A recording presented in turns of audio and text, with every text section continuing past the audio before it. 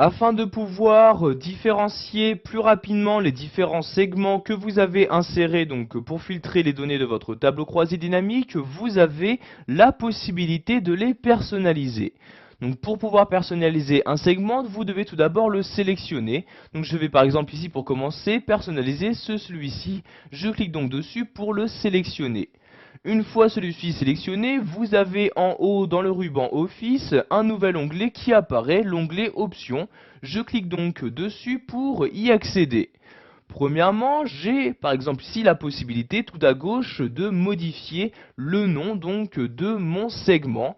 Donc ici, vous voyez le nom qui est par défaut, donc département. Si je souhaite le modifier, je clique ici et je le modifie comme je le souhaite. Donc par exemple ici, je vais écrire segment, département, comme ceci. Puis j'appuie sur la touche entrée de mon clavier pour valider mes changements. Donc vous pouvez voir que le nom a bien également été modifié, donc directement sur le segment présent à côté de mon tableau.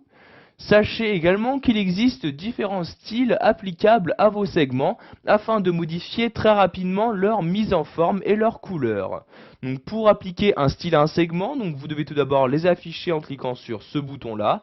Vous avez dans ce menu les différents styles disponibles, donc soit un style clair, soit un style avec des couleurs foncées. Donc par exemple, je vais utiliser celui-ci, je clique dessus et voyez donc le style est automatiquement appliqué au segment qui était sélectionné. Il est également possible de choisir quel segment va apparaître devant l'autre ou non.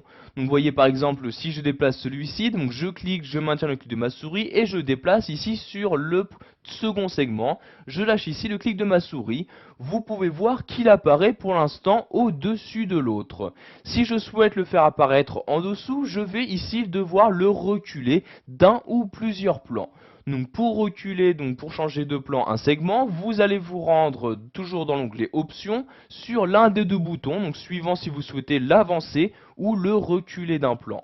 Donc ici je vais le reculer, je clique donc ici sur reculer comme ceci, et comme vous pouvez le voir par exemple, je ne l'ai reculé que d'un seul plan, et voyez donc ici, maintenant le segment sélectionné apparaît bien en dessous le précédent.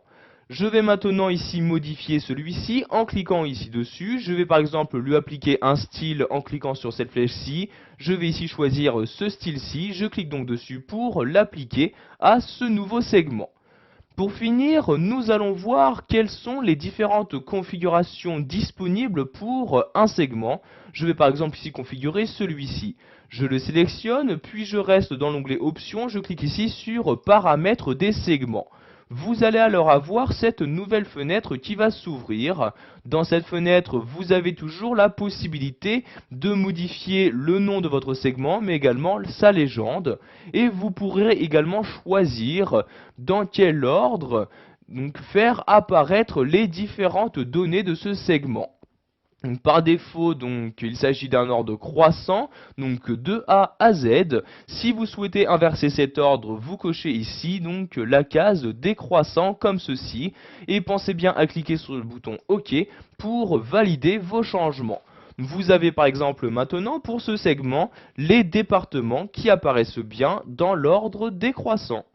Voilà, nous avons vu dans cette vidéo formation comment personnaliser un segment, que ce soit en lui appliquant un style défini, en le changeant de plan ou encore en changeant son nom.